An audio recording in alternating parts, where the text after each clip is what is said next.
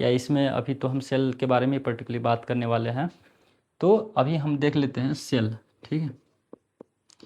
तो हमारे दिमाग में सबसे पहले तो आ गया होगा सेल का ऐसा ये होता है, बीच में न्यूक्लियस होता है, ठीक है, साइटोप्लाज्मा होता है, इसमें माइटोकॉन्ड्रिया होता है। तो ये सब चीज़ें फिगर में आ गया होगा कि सर्कुलर ही होता है। तो भाई ऐसा नहीं होता है, सेल का स्ट्रक्चर अलग अलग होता है, ठीक है, उसके फंक्शन के अकॉर्डिंग उसका स्ट्रक्चर होता है। जैसा फंक्शन होता है वैसा उसका स्ट्रक्चर होता है। तो इसीलिए हमारी बॉडी को स्ट्रक्चर, इसीलिए सेल को कहा भी जाता है कि it is a structural and functional unit of life, ठीक है। कि सेल को हम इस तरीके से डिफाइन करते हैं कि सेल कैसा है कि ये स्ट्रक्चरल, ठीक है, and functional unit of life, unit of life है, ठीक है भाई। अब स्ट्रक्चरल का मतलब समझ लो, क्योंकि आप जैसे मेरे बारे में जो जानता है कि हर एक वर्ड को थोड़ा सा मेरा आदत है ब्रेक डाउन करना। तो स्ट्रक्चरल का मतलब होता है कि जितने भी ऑल लिविंग ऑर्गेनिज्म जो है, ऑल लिविंग ऑर्गेनिज्म, ठीक है, वो क्या है, मेड अप ऑफ सेल, ठीक है। तो सारे के सारे जो लिविंग ऑर्गेनिज्म है, ठीक है, चाहे वो एनिमल हो चाहे प्लांट किंगडम हो, तो कहीं ना कहीं जो भी लिविंग ऑर्गेनिज्म है वो सभी ने सभी किससे बने हैं, सेल से बने हैं। तो हम सभी सेल से ही तो बने हैं, तो हमारे स्ट्रक्चरल यूनिट क्या हो गया, सेल ही तो हो गया। अब बात कर लेते हैं फंक्शनल का। तो फंक्शनल क्या होता है, चाहे वो रेस्पिरेशन हो, ठीक है, चाहे वो आपका डाइजेशन हो, चाहे एक्सक्रीशन हो, ठीक, चाहे रिप्रोडक्शन हो, चाहे ग्रोथ एंड डेवलपमेंट हो, ठीक है जी। तो ये सारे फंक्शनल यूनिट हो गया हमारी लाइफ का। तो अब आशा करते हैं आपको दोनों वर्ड समझ में आ गया होगा और सेल का डिफिनेशन समझ में आ गया होगा। अब बात कर लेते हैं सबसे स्मॉलेस्ट सेल और सबसे लॉन्गेस्ट सेल का, ठीक है, क्योंकि ये भी आपका एक क्वेश्चन जीके का आ जाता है, तो पता रहना चाहिए, आगे चल के काम आएगा, शायद आपके सिलेबस में ना हो।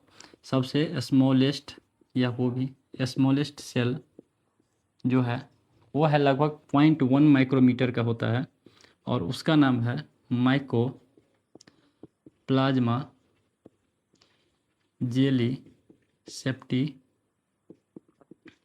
ठीक है। ये नाम याद रखिएगा, माइकोप्लाज्मा जेली सेप्टिकम जो है ये 0.1 माइक्रोमीटर से 0.3 माइक्रोमीटर तक हो सकता है, और ये सबसे स्मॉलेस्ट सेल है, ठीक है। सबसे लार्जेस्ट सेल की बात करें, लार्जेस्ट सेल, ठीक है, सबसे बड़ा सेल जो है वो लगभग 15 से 18 सेंटीमीटर का होता है, ठीक है, और वो है ऑस्ट्रिच का एग, ठीक है।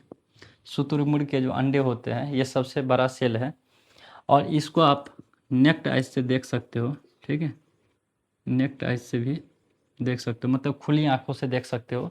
बाकी तो इस सेल को देखने के लिए, स्टडी करने के लिए आपको क्या माइक्रोस्कोप की ज़रूरत पड़ेगा, ठीक है, लेकिन इसको आप खुली आंखों से देख सकते हो, ठीक है जी। तो ये था।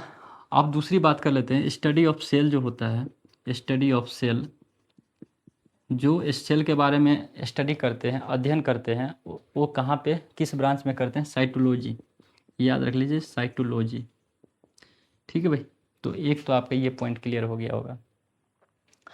अब बात कर लेते हैं ह्यूमन बॉडी में, ठीक है, ह्यूमन बॉडी में सबसे लॉन्गेस्ट, स्मॉलेस्ट, ठीक है, लार्जेस्ट, अगर बात करें क्या, सबसे लॉन्गेस्ट, स्मॉलेस्ट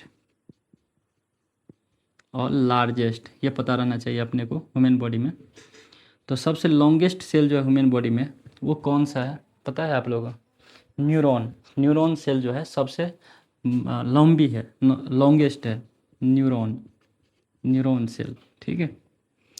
स्मॉलेस्ट की बात किया जाए तो स्मॉलेस्ट क्या हो जाएगा, ठीक है, एक ग्रेनुला करके है जो ब्रेन सेल, ब्रेन में होता है, वो सबसे स्मॉलेस्ट है, ग्रेनुला, ठीक है, ये ब्रेन में आता है।